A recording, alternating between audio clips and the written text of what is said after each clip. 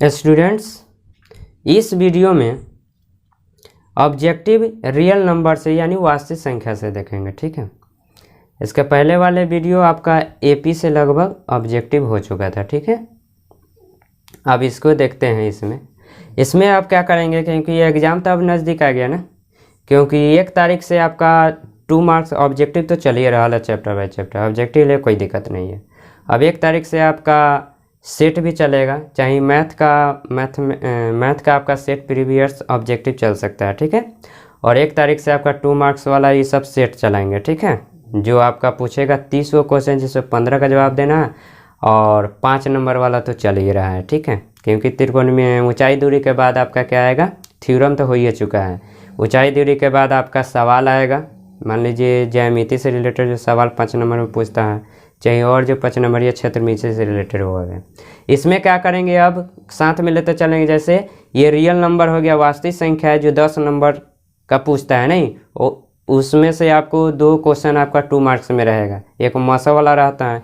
तो ये ऑब्जेक्टिव करने के बाद इसमें से मान लीजिए एक ही वीडियो में हो जाए या 2 वीडियो में, तो क्या जस्ट 2 मार्क्स वाला वास्तविक संख्या मैंने चैप्टर बाई चैप्टर 2 मार्क्स वाला क्वेश्चन करा देंगे, क्योंकि नियामक ज्यामिति से तो हो ही गया है। ठीक है, और करा दिया जाएगा चैप्टर बाई चैप्टर, तेजी में हो जाएगा। ठीक है, चलिए क्वेश्चन देखते हैं।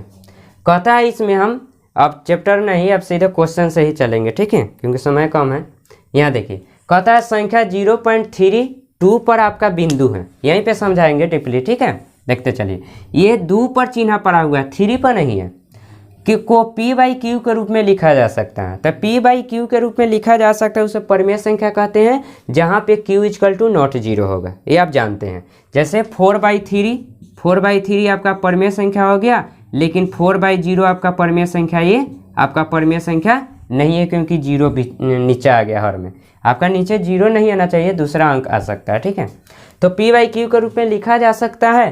तो मान लीजिए ये तो आपको डेसिमल वाला जानते हैं जनरली कि 0.46 है, तो ये इसका 46 लिखेंगे, और डेसिमल हटता है तो बटा में देखिए दशमलव है, तो दशमलव के बाद राइट साइड में, लेफ्ट साइड में से अंक से मतलब हमको नहीं है, राइट साइड में कै गो अंक है डेसिमल के बाद 1 2, तो 1 पर 2 गो 0, तो 46 बटा कितना हो गया 100। इसको काट दीजिए, 2 से 23 बार में, और 2 से कितना बार में 50 बार में, तो ये आपका हो गया 23 बटा कितना हो गया 50। तो जनरली आपको डेसिमल वाला रहेगा तो, लेकिन ये डेसिमल के साथ ऊपर रेकरिंग है, तो इसको देखिए ये क्वेश्चन कैसे है। देखिए ये 0.3 है, ये आपका हल यानी सॉल्यूशन 0.3 या 2 पर चिन्ह पड़ा हुआ, आपको दे सकता है 0.3 या 2 पर इसे बिंदु दे सकता है, बिंदु यानी रेकरिंग जिसे कहते हैं। ठीक है, तो फर्स्ट में ये इसको समझिए कैसे क्या करेंगे। पहले 0 सहित माने डेसिमल और रेकरिंग हटा के एक साथ अंक लिखेंगे। तो एक साथ अंक लिखेंगे तो मान लीजिए 032 इस तरह लिखे, डेसिमल सिर्फ हटा दिए और रेकरिंग हटा दिए, यानी कितना हो गया 032। 032 का अर्थ हुआ 32 ही तो पढ़ेंगे, लेकिन ये 0 इधर आता है यहाँ पे, तो ये कहते हैं कितना हो जाता है 320 हो जाता है। लेकिन यहाँ 0 इधर है, तो इसका कोई बीच में रहता तो 0 का वैल्यू होता है, लेकिन डेसिमल के इधर है 0 है, इधर अंक नहीं है, तो इसका कोई वैल्यू नहीं है। और डेसिमल और 2 है, एक बाद भी 0 है, तो इसका कोई वैल्यू नहीं है, यानी 2 ही होगा। ठीक है, या आप 20 लिख कर तोड़िएगा तो फिर भी कोई फर्क नहीं पड़ेगा, लेकिन 2 ही होगा। लेकिन बीच में जब 0 आ जाए 0.02, तो इसका वैल्यू होगा 2 नहीं लिख सकते आप, बटा में 1 पर 1 है 1 2, यानी 100 नहीं लिख सकते हैं आप 0.2 लिखना पड़ेगा। ठीक है, लेकिन हट जाएगा, अगर इधर अंक नहीं है तो कोई दिक्कत नहीं, लेकिन अंक रहा था तब 102 हो जाता, लेकिन अंक नहीं है और 0.02 है तब तो हटेगा, तो 2 बटा 1 पर तो 0 आइए जाएगा, लेकिन 100 हो जाएगा, लेकिन ये 0 आपका खत्म हो जाएगा, कोई वैल्यू नहीं होगा। लेकिन बटा में तो 100 आ गया, इसके माने नहीं। तब देखते हैं इसको,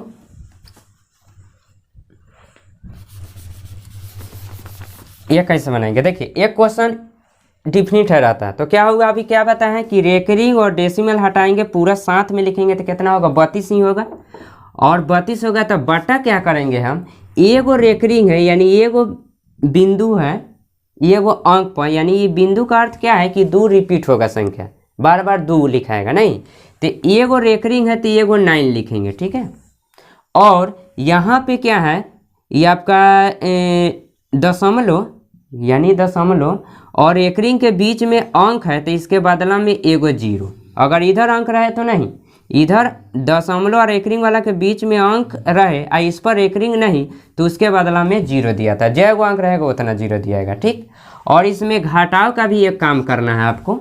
ये पूरा तो अंक लिख दिए तब 32 हो गया, लेकिन घटाएंगे क्या कि जिस पर एक रिंग नहीं है उसको घटाएंगे। जैसे 2 पर एक रिंग है तो इसको तो नहीं घटाएंगे, ये 3 पर एक रिंग नहीं है तो 3 घटाएंगे। अब इसको घटाइए कितना हो जाएगा, ये देखा 12 में से 3 जाएगा 9, ये 2 बच गया 2 यानी 29/90।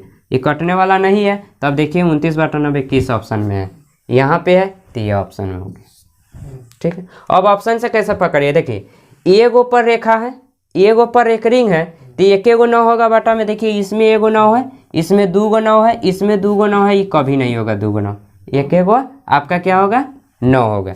इसमें तो 9 है ही नहीं है तो क्या होगा, सीधे यही हो गया। लेकिन इसको समझिए इस तरह, अगर हम क्वेश्चन और दे देते हैं 0 पॉइंट, इधर कर देते हैं 10 और 3 2 और ये दोनों पर एक रिंग कर देते हैं, तो इसको कैसे बनाएंगे, क्या बताएं कि पूरा अंक लिखेंगे तो कितना है 1032 हो जाएगा। एक रिंग दशमलव हटेगा तो आप उसके बाद घटाव का काम करना है। क्या काम करना है, घटाव। क्या घटाएंगे, जिस पर एक रिंग नहीं है तो हई दोनों पर एक रिंग नहीं यानी 10 पर एक रिंग नहीं है। अब बट्टा 2 गो पर एक रिंग है तो 2 गो 9, 3 गो पर एक रिंग रहेंगे तो 3 गो 9, ठीक है। और दशमलव और एक रिंग वाला के बीच में कोई अंक आया है, नहीं आया, तो एक बदला में 0 नहीं दिया। अब ये घटाइएगा तो कितना हो जाएगा 10 कितना हो जाएगा 22, 1022/99। इस तरह क्वेश्चन आ सकता है, या आपका रहेगा इस तरह 0.46 ये दोनों पर एक रिंग। तब इसको कैसे बनाएंगे, पूरा अंक लिखेंगे तो कितना हो जाएगा 46, ये 0 घटाएंगे कोई फर्क नहीं पड़ेगा, अंक रहता तो घटाते। इसमें और तो इसमें कोई अंक नहीं है जिस पर एक रिंग हो। और बाटा करेंगे, क्या करेंगे बाटा, 2 गो पर एक रिंग है तो 2 गो 9 यानी 46/99, कटेगा नहीं तो ये आंसर हो गया। तो इस तरह का ये क्वेश्चन आपका रहता ही है, फिक्स ही है, ठीक है। चलिए ये देख लेते हैं, कहता है ये में सॉल्यूशन इसको कि 2 तथा 2.5 के बीच अपरिमेय संख्या। तो अपरिमेय संख्या, दो संख्याओं के बीच में अपरिमेय संख्या लिखना है तो उसका फॉर्मूला होता है √AB, माने रूट में दोनों को गुना कर देंगे। तो रूट में दोनों को देखिए तो रूट में दोनों को गुना करेंगे 2 गुने 2.5 तो कितना हो जाएगा 5 दूना 10, 2 दूना 4, 1 5, यानी इसका अर्थ हुआ 5.0 का अर्थ हुआ 5। तो रूट में 5 कहाँ है, यहाँ बी में है तो बी होगी। सिंपल सा है, आपको पूछ सकता है। अब आइए ये समझना है आपको, निम्न में कौन सा भिन्न दशमलव का प्रसार शांत है। अब शांत के लिए देखिए, शांत के लिए आपको पहले समझना पड़ेगा, शांत के लिए p/q में q के जगह क्या होगा आपका 2 5 का आपका क्या होगा फैक्टर होना चाहिए, 2 का पावर m और 5 का पावर n के रूप में होना चाहिए। q के जगह माने नीचा में 2 5 के मल्टीपल होना चाहिए, माने 2 5 के फॉर्म में होना चाहिए। 2 का पावर कितना हो पावर होना चाहिए, यानी 2 कितना हुआ 2 गो हो 4 गो उससे मतलब नहीं है, और 5 भी कई गो उससे मतलब नहीं है, या 2 भी हो सकता है या 5 सिर्फ हो सकता है, दूसरा अंक कोई नहीं आएगा, ठीक है। अगर 5 नहीं होगा तो 5 का पावर 0 कर देंगे तो 5 भी आ जाएगा। यानी समझिए कि शांत के लिए नीचा में हर में 2 5 के गुणनफल के रूप में होना चाहिए, यानी 2 5 के रूप में होना चाहिए गुणनफल में, ठीक है। और अशांत के लिए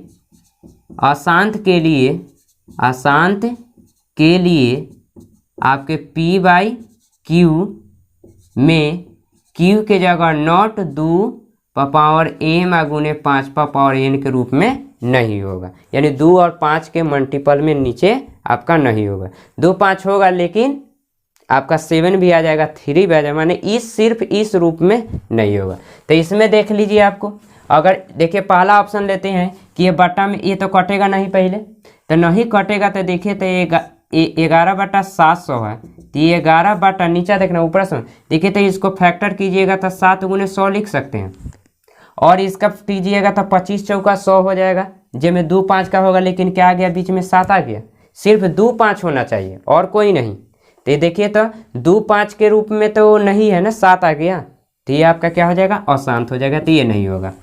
प्रसार शांत पूछा है। अब यहाँ देखिए ये 91/2100 है, तो ये पहले देख लिए कट रहा है कि नहीं, तो 13 7 से काटिएगा तो 13 7 91 और 7 7 3 21 300, 13 बटा कितना आया 300। पहले काटने का काम कीजिएगा। अभी कटेगा नहीं तो बटा में देखिए तो इसको 3 गुने 100 लिख सकते हैं। आइए देखिए इसको तोड़ ही देते हैं कि समझ जाइएगा। 13 बटा ये 3 गुने देखिए 100 को 25 चौका 100।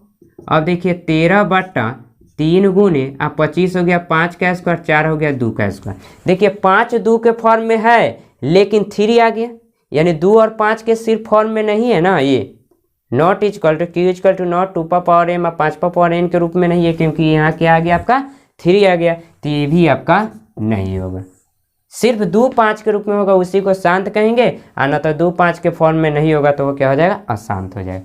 अब ये देख लेते हैं सी नंबर, ये ऑप्शन हो गया, ये बी वाला का हो गया, और ये सी वाला आप देखते हैं कि नहीं। ये 343 बटा 2 पर पावर क्यू और 5 पर पावर क्यू, और 7 का क्यू का अर्थ हुआ 7 गुने 7 गुने 7, 7 7 49, 49 7 343 होता है। तो देखिए तो ये 343 से 343 यानी 1 बटा 2 पर पावर क्यू और 5 पर पावर क्यू। देखिए तो यहाँ क्यू के जगह 2 और 5 का सिर्फ आ गया नीचा में मल्टीपल में, तो ये आपका शांत हो जाएगा। ये आपका क्या हो जाएगा शांत, यही आपका ऑप्शन हो गया। तो यहाँ देखिए सीधे देखने से लग रहा है कि नीचा में 7 है, इस फॉर्म में नहीं है 2 5, 2 5 के अलावा ये है, तो इस फॉर्म में सिर्फ नहीं है, इस फॉर्म में सिर्फ नहीं है, 7 आ गया था, तो आसान होना चाहिए। लेकिन देखिए पहले इसको सॉल्व करेंगे काट कूट के, तब नीचे में हर में देखेंगे, ठीक है। तो ये कैंसिल हो गया आपका 7 का क्यू, 343 7 का क्यू होता है, दोनों कैंसिल हो गया, तो सिर्फ 2 और 5 का गुणनफल बच गया, इसलिए शांत होगा और नहीं तो अशांत हो जाएगा, ठीक है। अब ये देख लेते हैं निम्न में कौन सा परिमेय संख्या, परिमेय संख्या रूट से बाहर होता है, ठीक है। तो रूट से बाहर होता है तो बताइए, तो पाई आपका अपरिमेय संख्या, याद रखिएगा पाई क्या है आपका अपरिमेय संख्या है। लेकिन पाई का मान अगर आइएगा 22/7 तो ये क्या हो जाएगा परिमेय संख्या। 22/7 कहेगा तो परिमेय संख्या, लेकिन पाई कहेगा तो अपरिमेय संख्या, ठीक है। रूट 7 तो अपरिमेय संख्या, रूट से बाहर नहीं निकलेगा 7। आप देखिए 16/25 है तो 16 का वर्गमूल 4 और 25 का 5, ये बाहर हो गया था आपका सी नंबर ऑप्शन। ये परिमेय है अपरिमेय नहीं। आइए आपका नहीं कटेगा, ये रूट में 3 है रूट में 2 है, ये रूट से बाहर नहीं होगा, तो ये सब अपरिमेय संख्या, ये आपका क्या है परिमेय संख्या है। रूट से बाहर हो गया तो इसको परिमेय संख्या कहते हैं, रूट से बाहर नहीं होगा तो अपरिमेय संख्या। लेकिन ये भी पूछता है निम्न में कौन अपरिमेय संख्या है, तो परिमेय संख्या 3 को दे देगा, एगो पाई दे देगा, तो पाई अपरिमेय संख्या, ठीक है। तो बहुत इंपॉर्टेंट क्वेश्चन। अब आगे देखते हैं कुछ क्वेश्चन।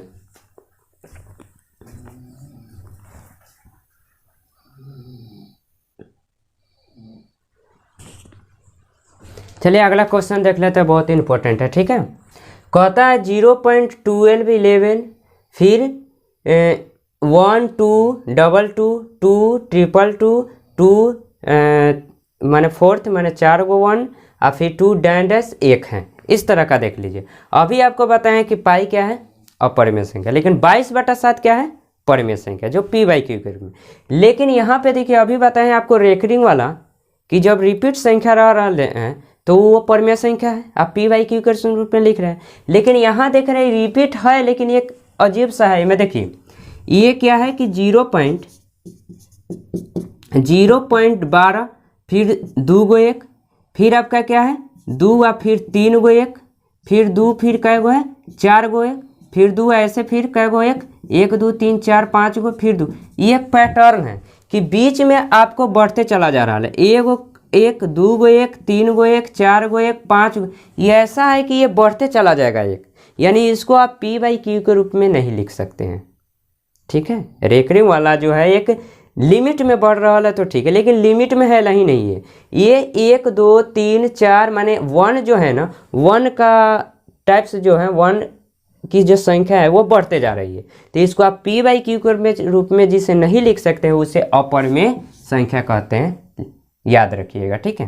तो इसको आप नहीं लिख सकते। लेकिन यहाँ पे देखिए एक बगल में एक क्वेश्चन ले लीजिए 1.4646 डैश, यानी एक पैटर्न है कि 46 46 46 46 ही बढ़ रहा है, तो इसको आप p/q के रूप में लिखिएगा तो क्या लिखिएगा 1.46, पहले इसको फुल स्टॉप कर दीजिए, पहले क्या कर दीजिए इसको फुल स्टॉप कर दीजिए, यानी रेकरिंग लगा दीजिए, यानी एक तरह से ये ब्रेक लग गया, चिन्ह पार दीजिए या 2 बिंदु, यानी 4 6 अब रिपीट नहीं होगा, रुक गया यानी ब्रेक लग गया, नहीं इस तरह लिखिए या इस तरह। अब इस तरह को आपको हम बताएं कि परिमेय संख्या के रूप में लिखने के लिए, तब पूरा संख्या लिखिएगा तब 146 बटा 2 गो रेकरिंग है तो 2 गो बढ़ रहा है, देखिए 2 बढ़ रहा है या दोनों पर रेकरिंग होगा, दोनों पर चिन्ह हो गया तो 2 गो 9।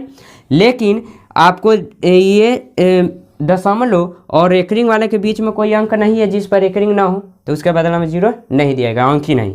और घटाने का काम जिस पर रेकरिंग ना हो तो 1 पर रेकरिंग नहीं है तो 1 घटा दिए, इतना हो गया 145 बटा कितना हो गया 99। कटेगा तो काट दीजिए, नहीं कटेगा तो छोड़ दीजिए। तो देखिए तो इसको P/Q के रूप में लिखा गया, तो P/Q के रूप में लिखा गया तो उसे परिमेय संख्या कहते हैं। जिसे P/Q के रूप में नहीं लिखेंगे उसे अपरिमेय संख्या कहते हैं। और रूट में तो होबे करती है अपरिमेय संख्या, जानबे करते हैं, ठीक है। तो आप समझ गए। अब आइए 2 या 2 से अधिक आभास संख्याओं का मौसम। तो मान लीजिए 2 या 2 से अधिक आभास संख्या, तो आभास संख्या कहाँ से स्टार्ट होती है, जिसमें 1 से और स्वयं से। तो आपको यहाँ 2 से स्टार्ट होती है आभास संख्या, 2 3 5 7 11 13 इस तरह बढ़ते जाएगा। तो कहा 2 या 2 से अधिक, तो मान लीजिए 2 से अधिक, मान लीजिए एगो 2 ले लीजिए, एगो 3 ले लीजिए, 2 से अधिक 5 7 जगह ले लीजिए। तो सबका कहता है मौसा। मौसा क्या होता है कि इसमें कौन से छोटी से बड़ी से बड़ी संख्या से डिवाइड हो जाए। तो बताइए 2 3 5 में एक ही से तो डिवाइड होगा और कोई अंक से तो डिवाइड नहीं होगा, क्योंकि स्वयं से आभास संख्या का जो परिभाषा होती है कि स्वयं से और 1 से डिवाइड हो उसे आभास संख्या कहते हैं। तो स्वयं से 2 से 2 में, 3 में 3 से, 5 में 5 से। लेकिन मौसा जो क्या होती है, जो 2 गो के पूछे तो दोनों में डिवाइड करे, 3 गो पूछ रहा तो तीनों में डिवाइड करे। तो सम में 1 से डिवाइड हो जाएगा। इस सम में कितना से डिवाइड हो जाएगा, 1 से, तो 1 हो जाएगा, तो वही मौसा आपका 1 हो गया।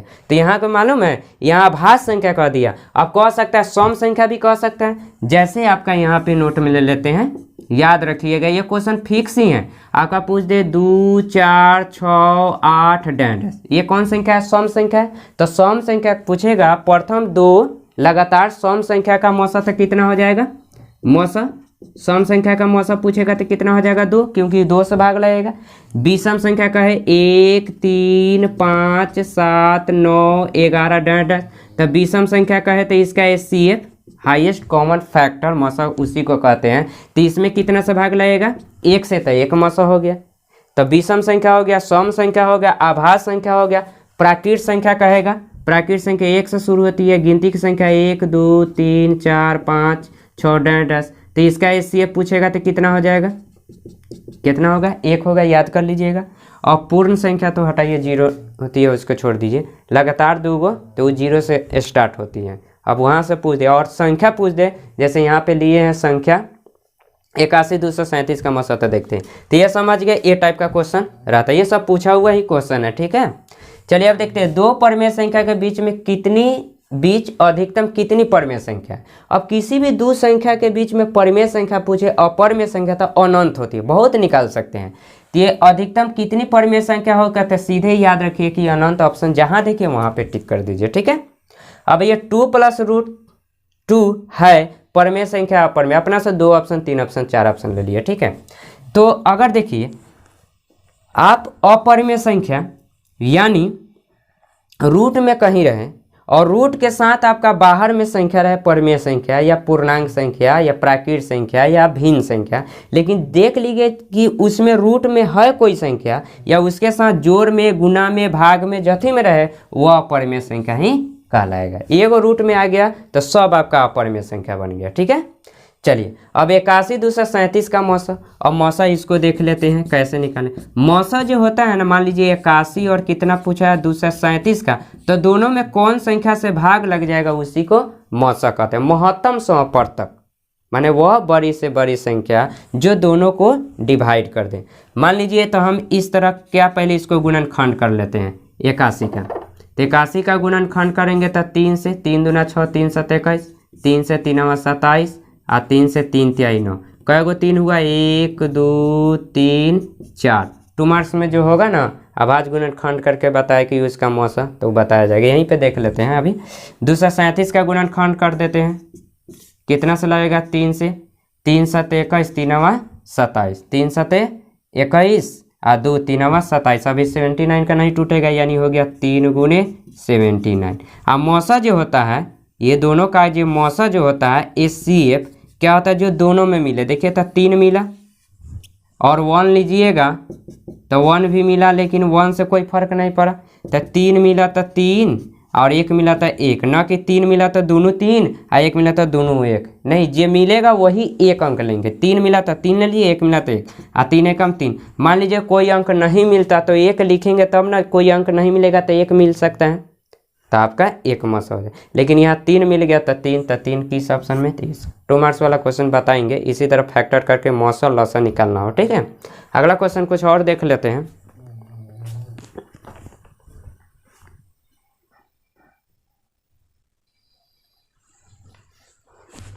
चलिए अब अगला क्वेश्चन देखते हैं, और ये लास्ट ही रहेगा। माने रियल नंबर यानी वास्तविक संख्या से 15 क्वेश्चन आपका काफ़ी है, ठीक है। और बचल खचल जो भी क्वेश्चन होगा जब सेट ऑब्जेक्टिव कराएंगे, चाहे 2 मार्क्स वाला भी क्वेश्चन कराएंगे, वो में जो भी आपका ऑब्जेक्टिव बनने वाला होगा उसको भी बता दिया जाएगा ट्रिक से, ठीक है। चलिए इतना आपका वास्तविक संख्या खत्म हो गया। ये अब खत्म होगा आपका वास्तविक संख्या, ठीक है। तुरंत ये वास्तविक संख्या पर में 2 मार्क्स वाला क्वेश्चन ही बता देंगे, ठीक है। अब चैप्टर बाई चैप्टर ऑब्जेक्टिव बताकर और जो भी फार्मूला होगा यही में समझाकर अतः 2 मार्क्स वाला भी क्वेश्चन चलेंगे, ठीक है। ऐसे करेंगे तो ये हो जाएगा आपका कंप्लीट हो जाएगा लगभग। चलिए देख लेते हैं ये अब अलग टाइप का क्वेश्चन किस टाइप का है। ये सब इस टाइप का क्वेश्चन पूछता है ये। देखिए यदि LCM 26,91 इक्वल टू कितना 182, यानी LCM दिया हुआ है 26, 91 का LCM 182 हो तो HCF 26 और 91, माने यही दोनों संख्या का LCM HCF आपका तो LCM दिया है तो पूछता है HCF।